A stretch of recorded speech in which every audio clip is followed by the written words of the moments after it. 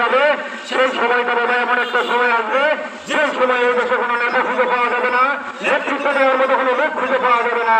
আজকে বাংলাদেশে দেখেন ৩৬ বছর পরে জাকের পার্টি রাষ্ট্র ক্ষমতায় যাওয়ার জন্য, এই দেশের মানুষকে রক্ষা করার জন্য আজকে রাজপথে নেমেছে। আজকে কিন্তু বাংলাদেশে কোনো নেতা নাই, বাংলাদেশকে পরিচালনা করার জন্য ডক্টর ইউনূস সাহেবকে বিদেশ থেকে ভাড়া করে এনে এই দেশ পরিচালনা করা হচ্ছে। এই দেশ যারা পরিচালনা করতেছে এই ছাত্র সমাজ। আজকে দেখেন জন্মা ৮ দিন বয়স হয়নি সেই ছাত্ররা যাদের ফাটা প্যান্ট ছিল, ফিরা পোশাক ছিল, পায়ে জুতা ছিল না, আজকে হাজার হাজার কোটি টাকার মালিক। আজকে কাকে বিশ্বাস করবেন?